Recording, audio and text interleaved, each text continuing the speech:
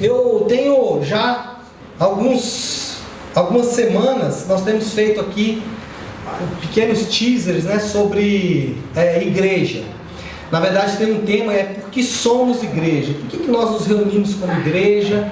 Por que precisamos, né, ter esse ambiente? Por que precisamos ter um hall de membros? Por que precisamos batizar as pessoas? Por que temos que tomar ceia uma vez por mês pelo menos? E a gente está tentando ensinar para cada um de vocês, porque a gente vê muita coisa na internet, principalmente, questionável. E as pessoas às vezes falam assim, eu não preciso frequentar uma igreja, eu tenho Deus no meu coração. Irmão, isso não é verdade, né? Um dos textos que nós meditamos muito aqui é Mateus 16 e Mateus 18, onde o próprio Jesus, ele se torna o fundador da igreja. E ele estabelece duas bases importantíssimas para a igreja. Em Mateus 16 ele fala sobre quando o irmão peca, quando o irmão erra. Então ele fala, se o teu irmão errar, engraçado que eu estava conversando com um amigo essa semana, que ele falou assim, não, Jesus não condena ninguém. Eu falei, opa, calma aí, não é bem assim não. Quer ver? Vamos ver aqui juntos, né? E Jesus ele fala muito claro nesse texto, ele fala, se o teu irmão errar, vai até o teu irmão, se ele se arrepender, você ganhou o seu irmão. Mas se ele não se arrepender, vá com mais um irmão, ou seja, 2, e chama a atenção do seu irmão. Se ele não se arrepender, chama a igreja. E se ele não arrepender mesmo depois da igreja, você como igreja o considera gentio e publicano. Jesus mesmo falou isso. E o outro texto onde Jesus ele aponta para a igreja é Mateus 18, que é um texto que muita gente conhece, que ele fala assim, aliás, Mateus 16, esse texto que eu acabei de falar, ele fecha com uma frase que todos nós conhecemos, onde 2 ou 3 estiverem reunidos. Já ouviram esse texto ou não? Todos já ouviram, né? Onde 2 ou 3 estiverem reunidos. Aí a gente sempre fala isso, né? O Deus está aqui na reunião nossa, mas na verdade o texto está falando exatamente do quê? Da disciplina. Quando você disciplinar alguém, Deus está com você para dar anuência àquilo que você fez.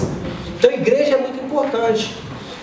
Em Mateus 18, Jesus ele conversa com Pedro e fala assim, Pedro, quem as pessoas dizem que eu sou? Aí Pedro fala, né? Aliás, ele pergunta para os discípulos, quem as pessoas dizem que eu sou? Aí um fala, uns dizem João Batista, outros Elias e tal. E ele fala, quem vocês acham que eu sou? Aí Pedro fala, tu és o Cristo, o Filho do Deus vivo. E aí o próprio Jesus ele fala assim, Pedro, sobre essa afirmação sua, sobre essa confissão que você acabou de fazer, eu edificarei a minha igreja. Ou seja, não é nem sobre Jesus e nem é sobre Pedro, é sobre a confissão, sobre o fato de Pedro fazer uma confissão saudável de quem é Jesus. Então ele mesmo fundou a igreja. Irmãos, uma pergunta que devemos fazer é, o que faz de uma igreja uma igreja? Como que eu posso determinar que isso aqui é uma igreja? Outra pergunta que nós fazemos sempre é, o que é necessário para existir uma igreja?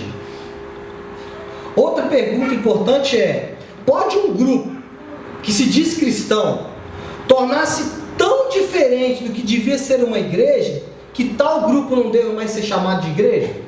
Ou seja, um grupo pode começar bem, fazer tudo certo, mas depois ele vira a fazer algumas coisas que não torna mais igreja? Então nas próximas semanas eu pretendo responder essas questões, porque assim, existe muita discussão sobre qual é a igreja verdadeira. Nos primeiros séculos, os pais da igreja, essa discussão ela era pouco válida, porque havia apenas uma igreja, só a igreja católica. Não é a igreja católica romana. Havia a igreja universal, que é a igreja católica. E também não é a universal do reino de Deus. É a igreja, todo mundo que se dizia cristão fazia parte dela. Só que essa mesma igreja, ela sofreu 2 cismas importantes. O primeiro cisma no ano de 1056, que foi a divisão entre o catolicismo romano e o catolicismo ortodoxo. Então esse foi o primeiro cisma. E depois no ano de 1517 houve um segundo cisma dentro da igreja católica romana, onde surgiu os protestantes. Então nós tínhamos nesse cenário 3 igrejas que se diziam verdadeiras. Porque os ortodoxos, eles falavam, não, nós somos a igreja verdadeira. Os católicos romanos falavam, não, nós somos a igreja verdadeira. E os protestantes diziam, não, nós somos a igreja verdadeira. A partir desse momento, surgiu então a necessidade de se responder ao questionamento. O que faz uma igreja verdadeira? Como eu posso determinar se uma igreja é verdadeira ou não? Outra pergunta, então, pastor, a igreja católica romana é a igreja verdadeira? O que sustenta o argumento dos católicos de que a igreja católica romana é a igreja verdadeira é o fato de que eles são da linhagem apostólica. Mas só que os ortodoxos também são. Mas só que os protestantes, de certa forma, também são. Então o argumento de que nós somos da linhagem apostólica, ela cai por terra. Porque todas as 3 igrejas se auto-intitulam filhos dos pais apostólicos. Então esse primeiro argumento, ele cai por terra. Pastor, mas será que existem igrejas verdadeiras e igrejas falsas? Essa é uma boa pergunta. Dentro da igreja? Eu separei 2 textos. Eu tenho um novo assessor para assuntos audiovisuais. É bem maior do que o anterior, né? Aí, ó, muito bem. Parabéns. Eu separei 2 textos, irmãos. Olha só.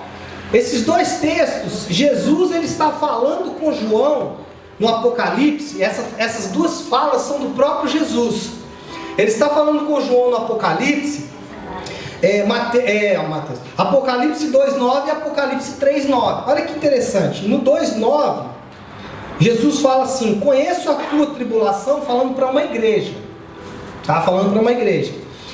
Conheço a tua tribulação, a tua pobreza, mas tu és rico. E a blasfêmia do que a si mesmo se declaram judeus e não são, sendo antes o quê? Sinagoga de Satanás.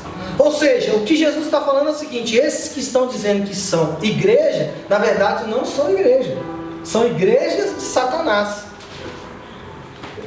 Tem um cara que fala, não sei se vocês já viram ele foi muitas vezes no Ratinho, Toninho do Diabo. Já viram falar dele? Que faz uma igreja de Satanás. Às vezes esse cara é muito menos de Satanás do que alguém que faz parte da igreja de Cristo e não age como alguém da igreja de Cristo. Agostinho falava isso. Ele falava assim: existem ovelhas fora e lobos dentro. Existem ovelhas fora e lobo dentro. Eita!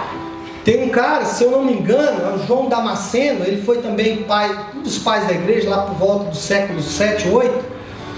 É um bispo da igreja de Antioquia. E ele, uma das suas pregações, ele falou assim: enquanto alguns defecam na prata, outros não têm pão para comer. O que fizeram com ele? Arrancaram a cabeça dele fora. Por quê? Porque muita gente que está dentro é mais de Satanás do que quem está fora.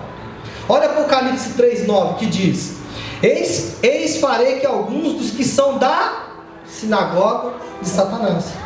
Ou seja, o próprio Jesus, ele fala que existem igrejas, existem lugares que parecem, mas não são.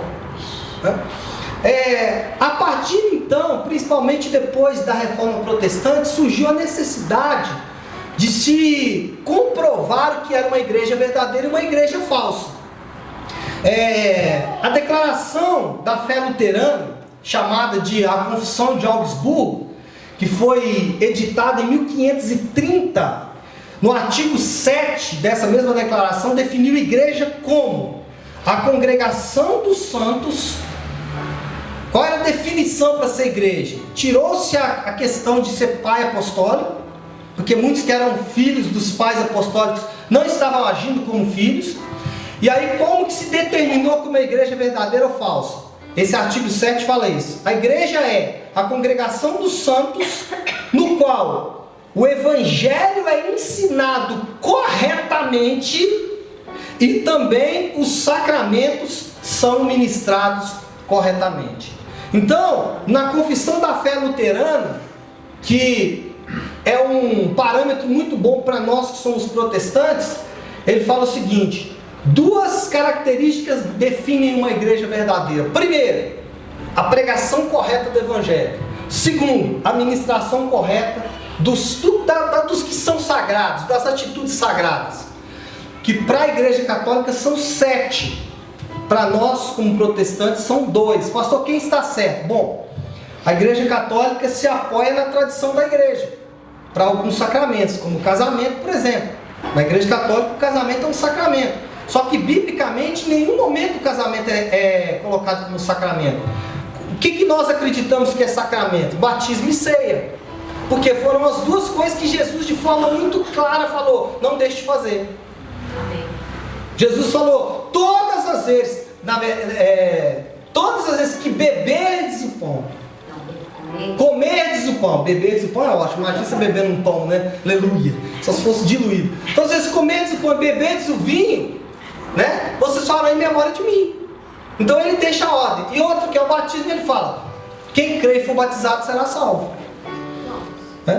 Outra definição de igreja foi dada por João Calvino, que é considerado, né, o grande cérebro da reforma protestante. Alguns dizem Lutero é o coração, Calvino é o cérebro. Ele escreveu um livro, uma série de livros chamadas Institutas de Calvino, que é considerado para nós como o manifesto cristão, o tratado cristão. Na sua página 1023 ele faz menção de que é a igreja. Ele fala o seguinte: aonde quer que ouçamos a palavra puramente pregada e ouvida, e os sacramentos ministrados conforme instituídos por Cristo, ali não se deve duvidar de que existe uma igreja de Deus. Aleluia. Ou seja, ele reafirma o que Lutero falou, que o que caracteriza uma igreja verdadeira é a pregação fiel da palavra de Deus, o evangelho pregado e a obediência aos sacramentos. Então isso é o que nós hoje utilizamos como né, as nossas principais características que buscamos para fazer parte de uma igreja verdadeira. Às vezes você faz parte de uma igreja, por exemplo, né, que não leva em conta essas duas coisas. Isso é importante você questionar. Será que a igreja que eu faço parte, que eu tanto defendo, prega o evangelho puro e simples? Será que a igreja que eu defendo trata corretamente os sacramentos? Se ela não fizer isso, ela deixa de ser uma igreja verdadeira. Amém? Glória a Deus.